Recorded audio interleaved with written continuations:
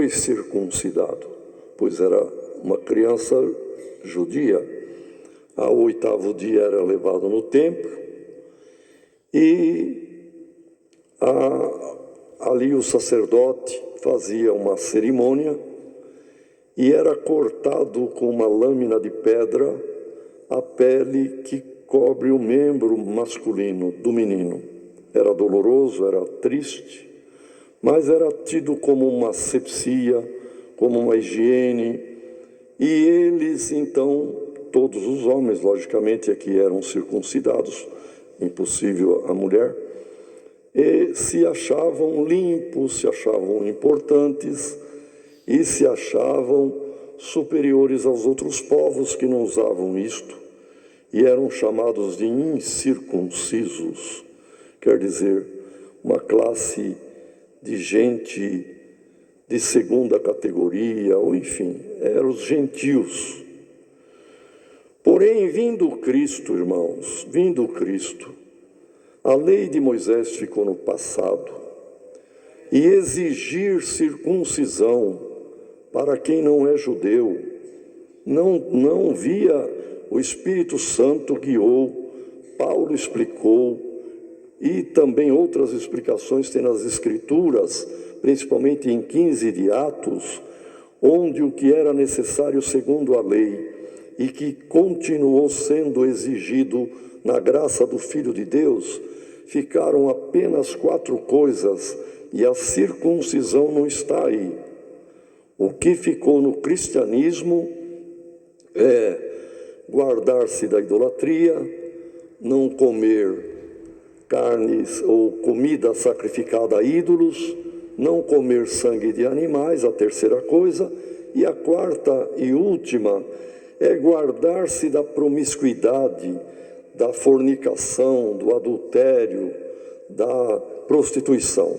Isso temos que nos guardar. É 4 coisas que desde a lei lá atrás exigia e passou a ser exigido dentro do cristianismo. Porém, a circuncisão não passou, os sacrifícios também não passaram, trazer ovelha, pombinho para oferta, tudo isto não passou para o Novo Testamento. E a circuncisão também não.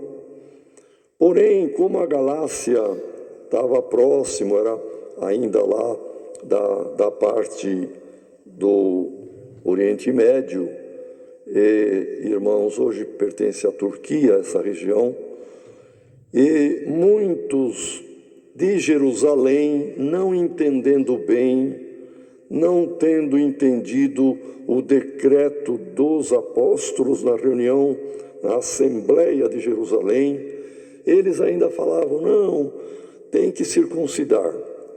E às vezes a pessoa era batizada ou cria no cristianismo com idade já de moço, de meia idade ou até velho, eles exigiam isto das pessoas. E praticamente tudo o que se falou aqui em Gálatas é que a lei de Moisés e o judaísmo como religião e o cristianismo eram coisas distintas. Chegou a como era uma marca no corpo, o homem circuncidado, cumpridor da lei. Para o cristão, as marcas é o testemunho do cristão, é a circuncisão do coração, não ter maldade, não ter ódio, estar limpo, é um coração circuncidado, limpo, é isto que Deus requer. Então tudo isto foi explicado aqui por Paulo, mas depois, irmãos, ele diz, fugi desses daí que vêm com essas ordenanças. Em Cristo nós estamos livres da lei, porque nenhum homem cumpriu a lei. Jesus cumpriu. Ele nasceu judeu e ele foi cumpridor de toda a lei, obedeceu. Mas depois, a oferta que foi feita eterna não foi de um cordeiro um animalzinho, ele, a pessoa dele, se tornou o Cordeiro de Deus que tirou o pecado do mundo. E o sacrifício, o holocausto dele na cruz tem validade eterna. E ele morreu para nos salvar. E nós temos que ser circuncisos ou circuncidados de coração, de mente, ter amor, não ter no coração maldade, ódio, inveja, tudo o que compromete, mas termos e sermos limpos de mão, puro de coração e procurarmos guardar a palavra de Deus. Então ele começa aqui neste último capítulo dizendo: irmãos, e tenham misericórdia, ajude um ao outro a se salvar, procurai levar a carga um dos outros. Que carga é esta, irmão? Não é um peso de mercadoria ou da colheita de alguém, não é bem isto aí não. É alguma família que tem lá um filho desobediente, alguma esposa que, enfim, irmão, o marido causou algum mal, enfim, irmão, algum problema que ocorre e nós temos conhecimento.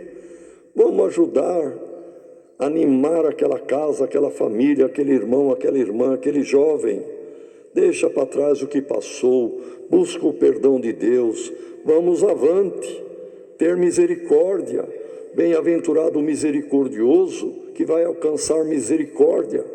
Então Paulo dizia assim: irmão, se alguém de entre vocês, algum irmão, algum homem, alguma pessoa, for surpreendido em alguma ofensa, que ofensa? Ou uma confusão, uma briga, uma agressão, ou ofensa à própria doutrina, porque a pessoa que peca, por exemplo, na prostituição, no erro, contra outra pessoa, peca contra a pessoa e peca contra a sua pessoa e peca contra Deus que ensinou o certo. Então a pessoa foi surpreendida. E aí normalmente vem lágrima, vem arrependimento, vem choro. Na lei era o rigor da lei, a dureza da lei. Furou o olho do outro brigando, agora vai perante os sacerdotes juízes, furava o olho de quem furou o olho do outro. Quebrou o braço do outro, vem aqui, os algozes iam lá, quebravam o braço, dente por dente, olho por olho, ferida por ferida. Era a lei. Foi pego em adultério, mata, pedrejado, não tem, mas eu me arrependo. Não, mas você já cometeu, não tem arrependimento. Paulo fala diferente. Se algum homem for surpreendido, como aquela mulher que está escrito em 8 de João, que foi trazida perante Cristo, surpreendida no próprio ato de adultério. Olha como Jesus agiu, irmão. Teve misericórdia. Ela voltou chorando, viva, não foi apedrejada. Talvez o primeiro caso dentro da história de Israel até aquela época tenha sido este, pela misericórdia do Senhor. Alguém que não tem pecado seja o primeiro a tirar pedra nela. E ele escrevia no chão, irmão, e ninguém sabia. Não está escrito na Bíblia o que é que ele escrevia, mas está escrito uma coisa muito importante, que o mais velho daquele grupo, que era o líder, deu uma olhadinha na areia lá, falou nada e foi embora envergonhado. Aí o segundo, logo dentro da liderança da aldeia ali, que eram os líderes, os chefes, veio ver por cima do ombro do Senhor, que continuou escrevendo. Olhou, foi embora. Irmão, nós não podemos e nem devemos inventar nada que não está escrito. Mas dá para imaginar o que é que eles devem ter visto escrito lá. Você quer matar essa mulher à pedrada e você é pior que ela. Ela foi pega nesse adultério. E os teus tantos adultérios que ninguém viu? Mais ou menos por aí, entende, irmão? Ele dava uma olhadinha, poxa, é verdade, caía fora. Do mais velho até o mais novo, foram um a um embora.